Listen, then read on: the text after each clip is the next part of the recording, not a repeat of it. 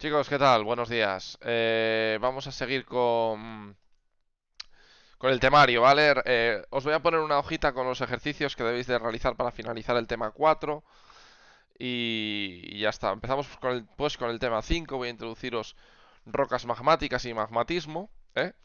Estas rocas magmáticas son las resultantes por el enfriamiento del magma, ¿vale? El magma, como sabéis, pues un fluido que tendrá una serie de cosas que vamos a ver más adelante.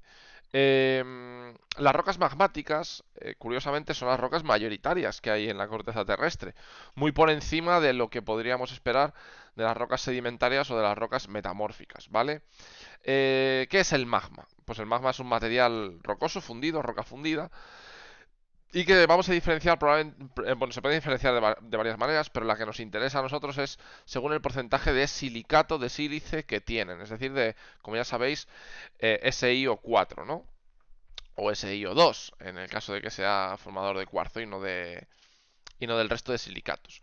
El magma va a presentar tres fases: la fase líquida, la fase sólida y la fase gaseosa. La fase líquida es la parte mayoritaria. La fase sólida pues son los minerales que o bien no se han llegado a fundir durante el proceso en el que ha ascendido la temperatura, o bien ya se han empezado a solidificar durante el proceso de enfriamiento, ¿vale? Entonces siempre vamos a tener una fase sólida, que esto es muy importante de cara a una cuestión que os voy a explicar después, que es la diferenciación magmática. Y luego la fase gaseosa, que son aquellos gases que se encuentran pues disueltos dentro del propio magma y que van a ser muy importantes para el tipo de erupciones que podemos encontrarnos, ¿vale? Bueno, durante el proceso de fusión de las rocas, ¿vale? Va a haber una serie de factores que van a depender. El primero y el más evidente, pues es la temperatura, ¿no? La temperatura, cuanto más alta, mayor va a ser el porcentaje de fusión, ¿no? Y cuanto más baja, pues tendremos una fusión menor, ¿no? ¿Entre qué rangos nos vamos a mover de temperaturas? Pues dependen de varios factores más. Pero hombre, el mínimo del que vamos a hablar para hablar de un magma va a ser 600 grados, ¿vale? Y el máximo del que vamos a hablar, pues, en torno a unos 1200. Siempre nos vamos a mover en esos rangos. Y estos son los extremos. Realmente, de manera más normal, vamos a estar en 900, 1000 grados. Va a ser la temperatura en la que vamos a hablar del magma. Aquí tenemos que hablar de una serie de puntos: el punto de sólidos y punto de líquidos. El punto de sólidos es el punto en el que comienza, en el que pasamos de tener un 100% sólido, al aumentar la temperatura, a tener una fusión parcial, ¿vale? A aparecer el primer líquido, es decir, roca más magma. Y luego tenemos el punto de líquidos, en el cual la fusión pasa a ser una fusión total, es decir, el 100% del magma va a ser líquido, ¿vale? Entonces, punto de sólidos, cuando pasamos de sólido total a sólido más líquido. Y el punto de líquidos, cuando pasamos del líquido con sólido a solo líquido, ¿vale? Si representamos esto en función de la presión también, obtendremos esta gráfica que vamos a explicar ahora. Claro, la presión influye también sobre el paso de sólido a líquido, pero lo hace al contrario que la temperatura. Como sabéis, cuanta más temperatura, más líquido, ¿no? Más paso de sólido a líquido, pero cuanta más presión, más paso de líquido a sólido, ¿no? Porque la presión, evidentemente, hace que los átomos, por el modelo, por la teoría cinético-molecular de la materia que visteis en segundo de la ESO y que habréis visto en algún curso más seguro, pues lo que estoy haciendo es comprimir los átomos. Por lo tanto estoy favoreciendo a más presión, favoreciendo el paso de líquido a sólido, ¿no? O sea, es contrario. A más presión, más sólido. A más temperatura, más líquido, ¿no? Sería un poco la idea. Entonces, como tenemos este juego eh, contradictorio, cuanta más presión tengo, claro, más sólido tengo, ¿no? Más estoy en esta región de aquí. Cuanta más temperatura tengo, más me voy hacia la región de aquí, que es la región del líquido. Y en el medio, lo que antes eran los puntos de líquidos y puntos de sólidos, van a ser rectas, porque durante toda esta recta yo voy a tener esas rectas de equilibrio, ¿vale? Entonces, ¿qué quiere decir esto? Imaginaros que yo tengo el material que sea aquí a 400 grados de temperatura y esta presión, pues quiere decir que es 100% sólido. Si yo aumento la temperatura pero no la presión, me meto aquí, por ejemplo, en 800 grados, pues quiere decir que he atravesado la recta de sólidos y que estoy aquí, que tengo partes sólidas y partes líquidas, es decir, tengo una fusión parcial. Y si aumento aún más la temperatura y llego, por ejemplo, a 1100 grados, pues lo que quiere decir es que estoy en la parte totalmente líquida. He atravesado la recta de Liquidus, ¿vale? Recta de Solidus, recta de Liquidus, ¿vale? Eh, Imaginaros por contra, estoy aquí a 1000 grados, ¿vale? Y aumento la presión. Al aumentar la presión atravieso la recta de Liquidus, por lo tanto paso eso es solo líquido a ser sólido líquido. Y si continuase así, imaginaros, continúo, pues llegará un momento que atraviese la recta de Solidus y pasaré a estar completamente sólido, ¿vale? Esto es lo que sería la gráfica. Lo tenéis explicado en la página 83, ¿vale?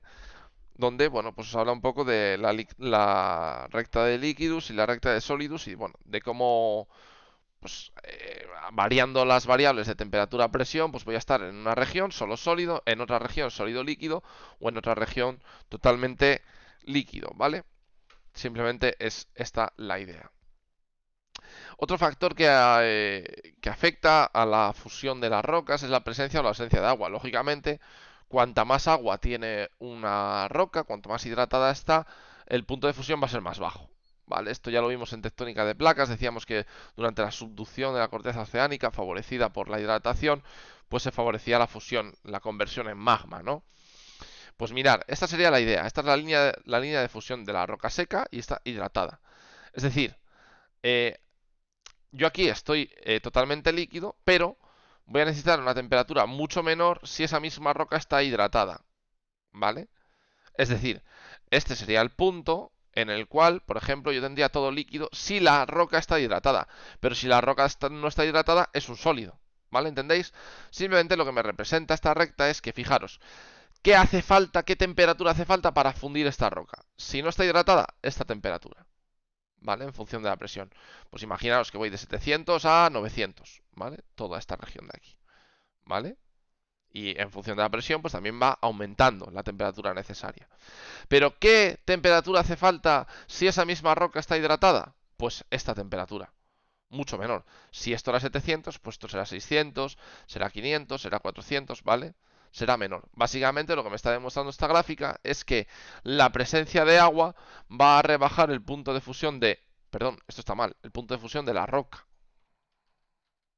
De la roca. Es decir, la presencia de agua favorece la fusión de la roca. Por lo tanto, la gráfica se va a ver afectada hacia la izquierda.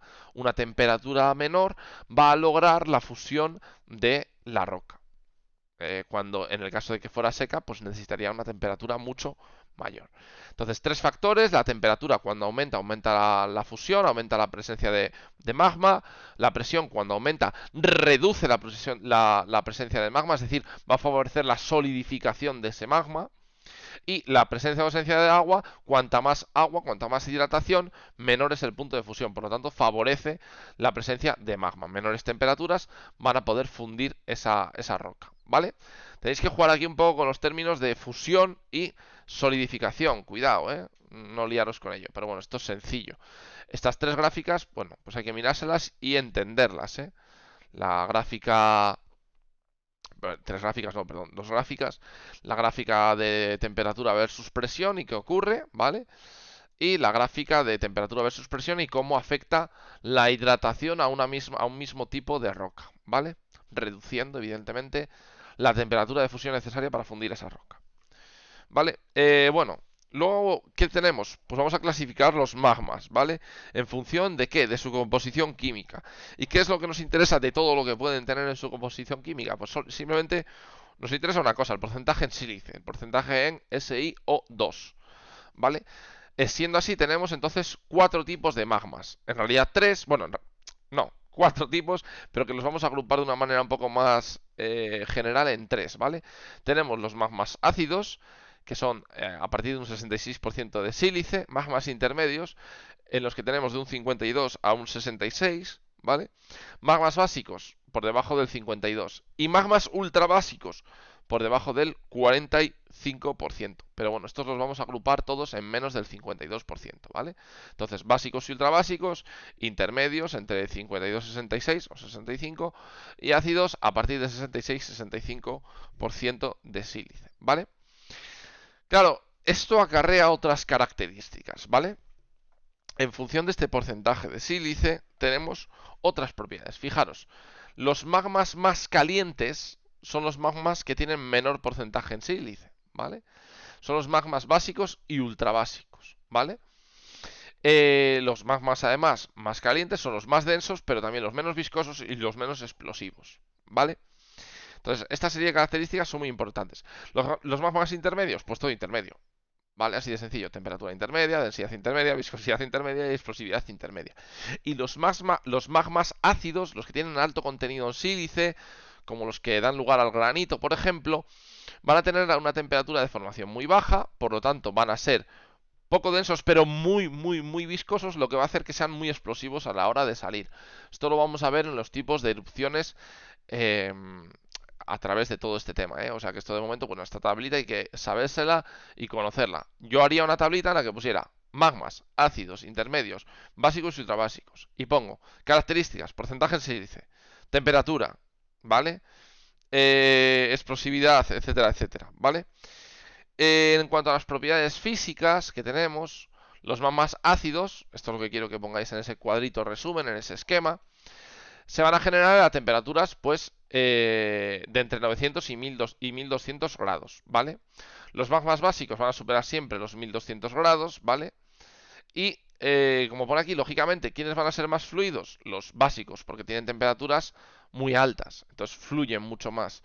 Y los magmas ácidos, como tienen una temperatura menor, van a fluir peor, van a ser mucho más viscosos. Siendo los intermedios, pues intermedio para todas estas características, ¿vale? Esto es muy importante a la hora de la explosividad que van a generar y a la hora de los tipos de erupciones volcánicas que nos vamos a encontrar. Continuamos. Los procesos de enfriamiento del magma.